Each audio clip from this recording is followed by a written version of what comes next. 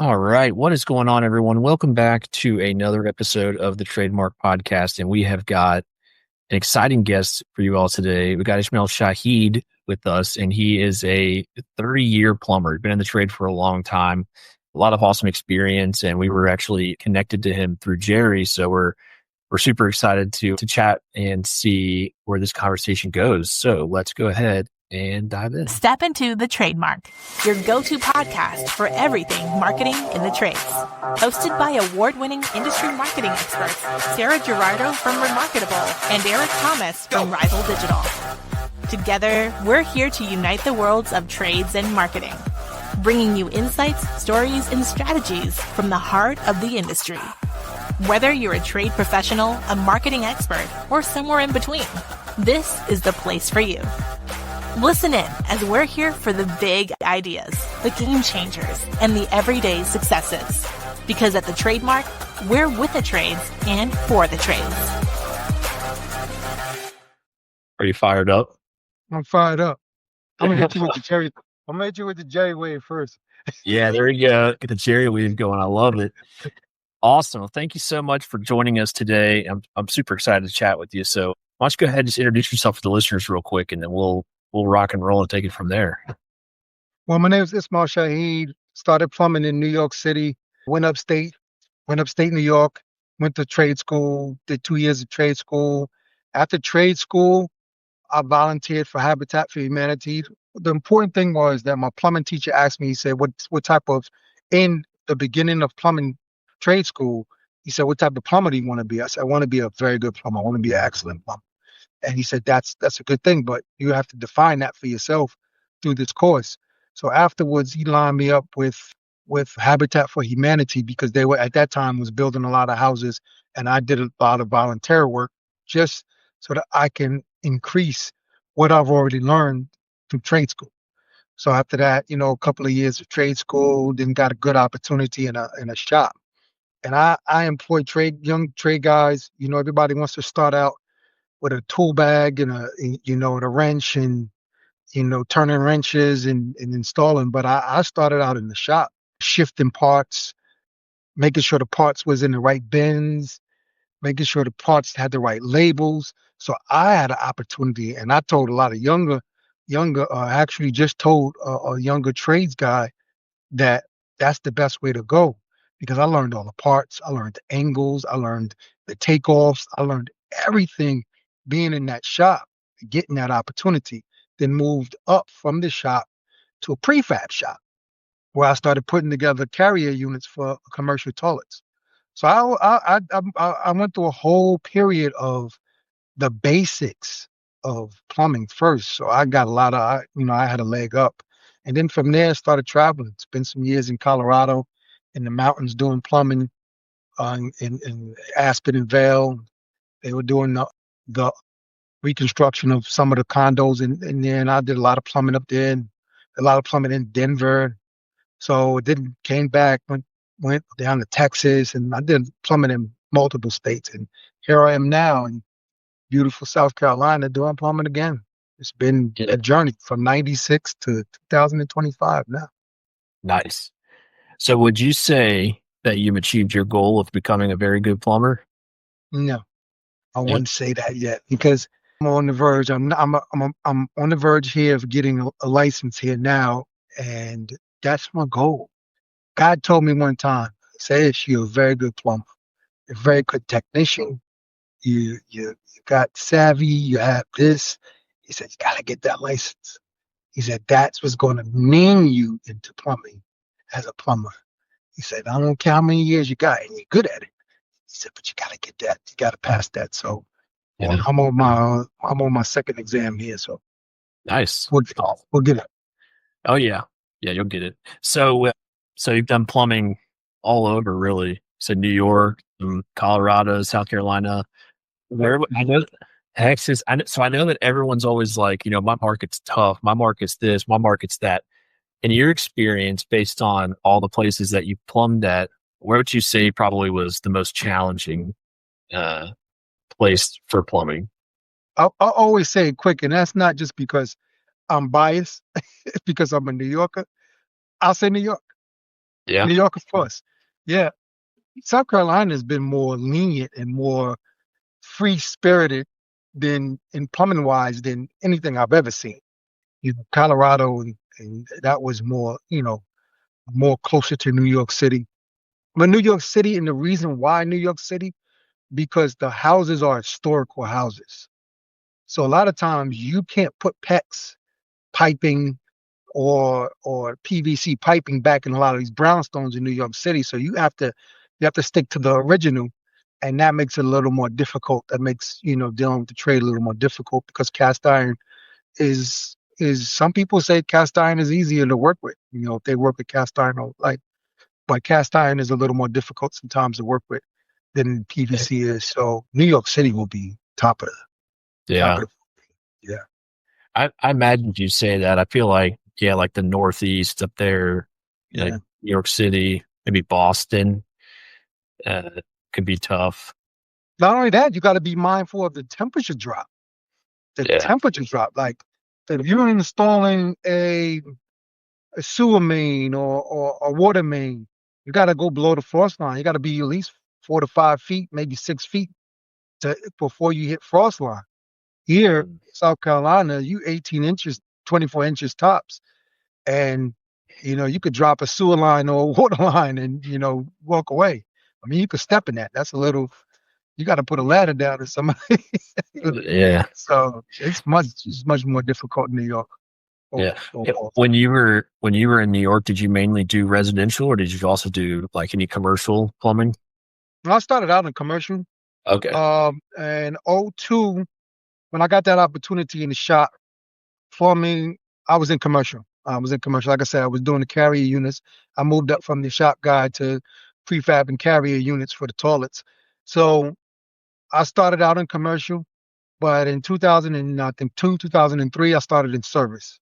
And that's when I started my service journey, as a service plumber. So, I mean, I think service is more where it's at, where you more get defined as a plumber. Yeah. Do you have any out of curiosity? I just want to know. Do you have any like crazy stories from field in New York City? Uh-oh. Yeah, I got some crazy stories, boy. Yeah. You have Ooh, any that one are time, you have? Oh, here we go. Yeah, here we go. one time, okay, New York City, of course, has cast iron, right? So the cast iron goes up through the roof. And most houses in New York City, brownstone houses, have different levels. So, and inside these levels, is stack vented. So you have a stack, and all your branches are tied into your stack. So I was on the top level, right above the roof. And this was earlier in my, plumbing. So I'm cutting at the stack. We got the wall open, you know, we're changing all the pipe out, and I'm cutting at the stack, right? And cast iron is very difficult sometimes to get through. You may go through one or two blades. So I'm on my second blade and I'm getting down to the end, and all I'm thinking about is just getting through the stack. Like, yes, I'm almost through. I'm almost through. I'm almost through. I get through it with the sawzall, and the stack just all I seen was the pipe, and it moved so fast. It dropped straight down out of the roof and kept going. I was like, oh, I just wanted to pack my tools up and leave at that point. I was like, I just want to go. I don't even want to do nothing else. I want to go. But it ended up hitting another stud, but it dropped out of the roof. We had to rebuild the whole stack. So, I mean, that a water line, and that's a learning process. That's a learning process in the field training. The guys are going to go through learning process. When you get to this point, you tell other plumbers, it's about how you can minimize your mistakes. And that's basically what it is. How you Yeah. start to minimize as you get up in years, you're minimizing your mistakes. So that's what Yeah. you're doing. Or if I could give you one more, it was a water main. And when we first started using ProPress, first started getting into ProPress. Everybody was sweating at first. So we first started getting into ProPress. And so you have a Viega fitting and you have a Nipco fitting. So I was putting together a 3-inch water main. And I go in, I'm set up, I had actually a NIPCO Pro Press gun, and I went to the supply house, grabbed all my fittings. I pressed this line together. I'm thinking it's gonna be 1, 2, 3 because I'm so excited. I like this new Pro Press, and I turned the water back on. 3-inch water main. I'm on top of the ladder. I couldn't even move. At that point, I'm sitting there just soaking wet. I'm just looking at the pot, and I'm looking back at my helper, and I'm saying, just turn it off. Like, uh, so I kept pressing it, and kept pressing it. It didn't work. And I goes back to the supply house. I said, maybe the fittings are bad. I'm pressing this thing. So he asks me, he said, what size is your pipe? I said, 3 inches, 3-inch water main. He said, what are you using? And I said, the fittings that you gave me. He said, what brand are those? He said, Viega. I said, Viega. He said, what type of gun do you have? I said, I have a NIPCO. He said, that's your problem. And that's what I mean. And again, the learning process. So when you go above 2.5-inch copper on Pro Press fittings, your Pro Press tool has to match your Pro Press fitting. So when you have a 1/2 inch, 3/4, 1 inch, 1.25 inches, 1.5 inches, you can use any Pro Press tool for those fittings. But now you go above 2 inch, 2.5 inches, 3 inch. When you start to go, so now if I have a Viega fitting, I have to use a Viega gun. Or if I have a NIPCO. So I mean, I learned it was just a learning process. It was a learning process. I was so Yeah. glad. Yep. That's definitely the name of the game, is minimizing the mistakes and learning from them, and never let a good mistake go to waste. That's what I always say. Is, take that and you can grow from it. You were mentioning to me earlier about like mindset and stuff like that. Mhm. What are some things that you've done over the years to work, with your mindset, to improve mindset in your career? Well, now I'm getting up there in the career now, so and the industry is forever changing. So 2002, when I started in service plumbing, it was a lot. I would say it's a lot easier because either you sold or you didn't sell. Now the industry is becoming more of a sales industry, and it's only becoming more of a sales industry because now fittings are changing. Like I said, once you got that Pro Press, I'm going into people have shark bites, you have push fittings, you have all these type of fittings now. So things are changing. So you have to have the mindset of understanding to be able to adapt with change. As a plumber, you get a lot of older plumbers. I run into a lot of, and I've come across so many older plumbers in my career that just wanted to do everything one way. I mean, we used to do this back in the 70s. We used to do this back in the 80s. We did this in the 90s. We did this we did this. You have to, yeah, my mindset, I spoke about mindset because I realized I have to be a plumber that adapts with change, that understands the times are changing, the market is changing, everything's changing around you plumbing wise, and you have to grow. Same thing with any mechanic. If a mechanic, he's fixing cars, these new cars now, what happened to the carburetor? What happened when they removed the carburetor? You know what I'm saying? The guy that used to put the carburetor in, he has to understand, okay, there's no more carburetor in your engine. There's no more, Yeah. so now you have to adapt with change. So mindset is adapting with change, understanding industry, understanding what it is, but also being a service guy, good service guy, providing a good service for whoever you come across. So Yeah. it's just mindset. Yeah. Yeah. I think service is something that I always enjoyed talking about, and like learning more about other people's service process. When you think about like, providing good service or being a good service guy, like what does that mean to you? Well, a lot of guys in the industry, and you can get a lot of guys that do that because of the high the way the market is changing and guys turning into sales guys. So you get a guy that's more of a sales guy, and he's concentrating on his numbers, and it's all well and good. We're in the business to make money. I mean, businesses don't have businesses not to make money. You're in the business of making money. But of more so for myself to have the mindset of providing a good service. Like, what does this coming in there? You called me as a service plumber. You called me. What do you need? And how can I address your needs while I'm there? It may not even be something that I'm there specifically for. It could be something else that's going on that I may notice in my inspection or in my investigation of the issue that you initially called me for. But I was able to adapt because of my mindset to say I'm here as a service guy to provide a high level service at a premium price for the homeowner, for the customer. So that's for me, that's top line service. If you're doing that as a service guy, you're a service guy. If you're coming in and you're seeing the problem and you just address the problem, I mean, you're average service guy. That's a good service guy. I mean, you're addressing the problem. But if you're giving them a service and providing them, you know, everything they need, telling them, and then educating them, it's important to educate the customer as a service guy for myself because I think that educating them and then doing it in a level of that they can understand.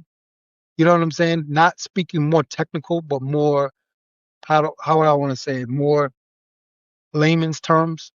You know, that they can understand. That's a good service. That's an all around good service. Educating them in something and using less technical, words, more layman's terms, and providing them a service at a premium rate. I mean, Yeah. Yeah.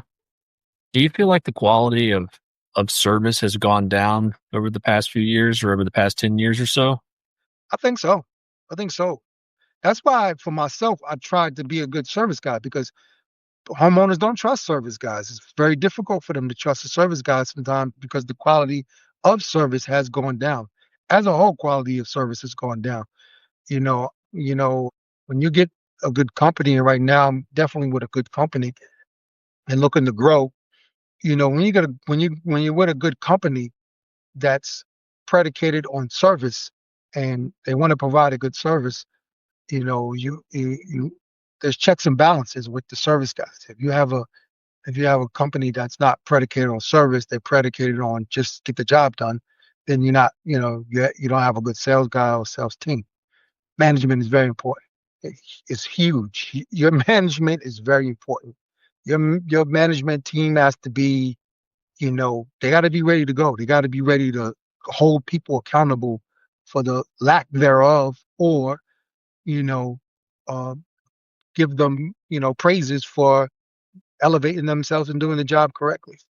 So, I mean, service service is it's forever changing. It's evolving. Yeah. Sometimes we were just talking the other day. So I said, sooner or later, you're going to be able to program a shower valve with a laptop. Imagine that. You know what I'm saying? Yeah. Yeah. Now, how are you going to adapt and change into that part of you're programming your shower valve with a laptop. So, Yeah. Yeah. It's crazy to think. That's actually a really interesting point. I mean, I think that the way technology is advancing, with AI and everything, yeah. Oh, yeah. that's going to change. I think a lot of people find it hard to believe that it could, change the service world, home services in general. But it's possible, and it's already starting to happen. What are some of your thoughts on technology advancements in the trades? I mean, everything gets better with time, I think. I'm not a, I was born in the 70s. So, and I grew up in the 80s and the 90s. So, I mean, I'm not an older guy, but, you know, I, I remember when there was less technology. And now I'm living in a time where it's more technology. And Mm. I embrace it. I embrace it. I mean, change with the times. I embrace it. Is it affecting the plumbing and the trade industry? Yes, it is. I mean, like again, I always say, I'm just said it. You got to adapt. You got to change. You got to be able to change with it. I don't mind it. I know one lady called recently, and she said, "We're not getting that far yet." She said, "Can I get the Wi-Fi water lines?" The Wi-Fi water lines? I'm like, "What's that?" Well, he said, she said, "Where you get the water up to the sink by Wi-Fi." And I'm like, "Whoa." I mean, if you find a way to get water to a sink out of a faucet without a conduit, I mean, we might as well hang it up as trades guys. I mean, at that point, we can't adapt with chains. Yeah. If you find a way to get water Wi-Fi up to a faucet without a conduit, I mean, Yeah. that's a whole nother level. So I don't know, but Yeah. this AI technology affecting, yeah, because AI is now with the service industry, you're being rated now on an AI process. So AI is using a lot of, your growth and rating your growth, rating your numbers, rating things that are going on, rating your sales, rating this, rating that. So it's changing the industry, and of course, it's technologically changing the industry too as well, with Yeah. new parts and new models, new tools to do the job. Job is becoming, I wouldn't say easier, but more capable to train younger minds in this generation because the tools. If you have the right tools for the job, I mean, you could do any job real good. So Yeah. yeah. Yeah. I think it'll be interesting to see how technology keeps advancing and changing stuff. But, to your point, I think good service is hard to replicate or replace ever. I mean, good service is always going to be needed. So it's just the way it's done is going to be what changes really. You think about a service guy, right? From a service guy perspective. Now, you want to be a good service guy. You want to be a good service technician, right? You, again, this goes back to mindset, right? So not only is the field changing, the plumbing field changing, but your life is ever changing. So service guys are going through personal things and they're in the field, opposed to what's going on behind the scenes, from the CSRs to the dispatchers to this to everybody's having their own personal and life ever changing moments. So it's very, you gotta, with being a great service guy, you have to also deal with your personal life and your personal.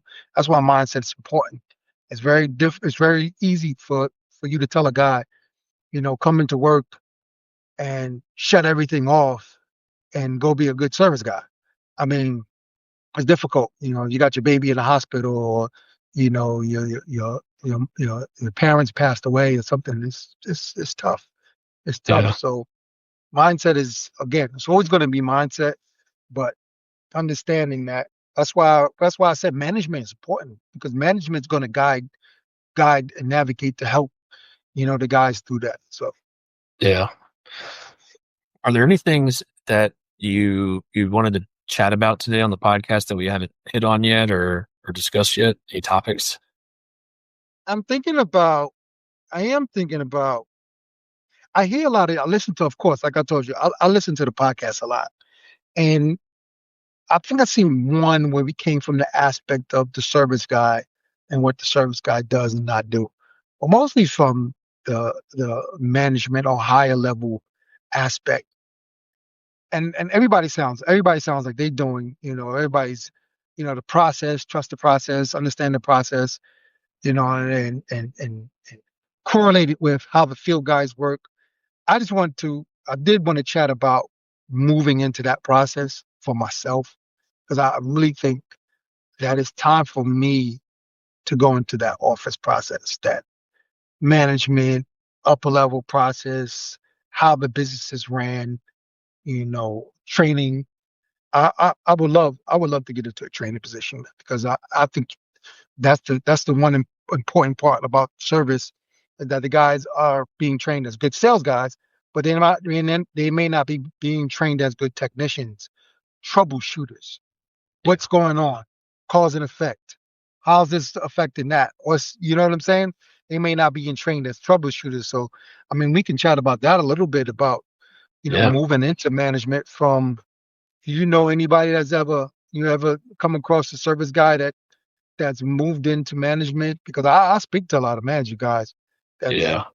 that has made that transition from the field to the office. Oh yeah. Yeah. I mean, we talked to, on the show, I'm not sure if we've had a ton that I can recall, that were in the field for 30 years, then moved into the office. But I've talked to a bunch over the years that made that transition, Hmm. from the field to the office. And, to your point earlier about quality of service going down, I think so much of that has to come from training. I think that it's become more and more prevalent and popular to focus training on sales, rather than service or troubleshooting or the technical aspect of it. And it's still important. Like it's still super important to be training on that stuff. Mhm. So I definitely think that, you've got the right approach there. Moving into the office side, I want to train or be more on the technical side of training. And don't get me wrong, I think there's still a lot of good companies out there that focus heavily on technical training. But I do think that that's something that is becoming more rare, is for companies to be focused more on technical training first and then all the other stuff second. Mhm. I mean, the training part of it is one of the biggest things that you're going to do. Is you're going to learn how to, of course, a guy's got to be, and even with myself. I mean, I can run around saying 30 years, 30 years, 30 years. I mean, I still have to learn every day. I still have Yeah. to, you know, increase my level of awareness as plumbing is evolving, and not only from older standpoint, newer standpoint, but understanding I'm still learning too. I'm learning every day. I may see something up, man, I didn't know that. Mm-hmm. So well, training is important. You're forever sharpening your tools. You're Yeah. forever sharpening your tools. You gotta have not only just the right tools in the toolbox, but the right tools in the toolbox. Yeah. You know what I'm saying? You gotta have Yeah. the toolbox sharp. So Yeah. What are some good, from your perspective, what are some good training resources for, for companies that are looking to improve their technical training on the plumbing side? of course we always talk about, my Jerry Rollins is my guy, and that training course for sales was good, excellent. His all his courses was good. We're using Nexstar. We do use Nexstar. Our company that we're with use Nexstar. I think that's a good sales training tool, technical training tool. But there's nothing like hands-on training. If a company can have mentorship or a ride-along guy with a helper, so the company I'm with does that, provides experienced guy with a non-experienced guy, and the guys getting on the job training. So there's Mm-hmm. nothing like on the job training too as well. But of course, you always have Nexstar. I know you know about Nexstar. So, Oh yeah. um, but on the job training I mean, you can't beat that. Can't beat that at all. So Yeah. I think that if you have, you know, uh, in-house, some companies are able to create an in-house training where they're training the guys. Where it used to be, what I did is I went to trade school and tried to find employment from there or opportunities. Well, but if you have a company that's saying I'm bringing on guys that's green, and I'm going to train them and bring them up, and eventually that green guy is in 2035. He's the manager. You know what I'm saying? So Yeah. that's excellent. You can do that. That's excellent. Yeah. Yeah. Absolutely. Awesome. Well, let's say, as we start to wrap this up, what are some ways that, our listeners can reach out and connect with you if they want to just network and get in touch with you at all? Well, you can reach me at of course I have a podcast myself, and I do podcasting, but more so about life. I'm trying to push the trades now, where I did do a youth program for a little while in Binghamton, New York, and it was very good. It's very successful. I ended up from the first year getting one kid to the second year having six kids and doing training. It was a lot of after school, volunteer training, but I got the kids and one of the kids actually right now and that was when he was 12 years old. Right now he's about 21, and he's in the carpenters union. He picked a trade, but I was Yeah. more so involved in the trade. But doing that, you can reach me on my YouTube page. I mean, not on my YouTube page at Podcast for the People One. That's Ismail Shahid, or on Okay. Facebook as Ismail Shahid.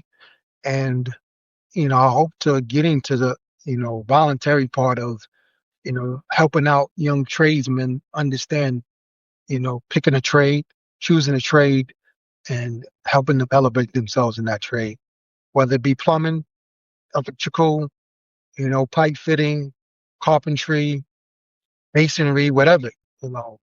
I just think that the trades should be something that's pushed. So Yeah, absolutely. I agree. Awesome. Well, we'll link your YouTube channel down in the show notes so those who are listening can go follow along. And I appreciate you. Yeah, I appreciate you hopping on the show with me today. yeah, For tuning into another episode, and I can't wait to chat with you all next time. Have a good I one. appreciate you. I appreciate you.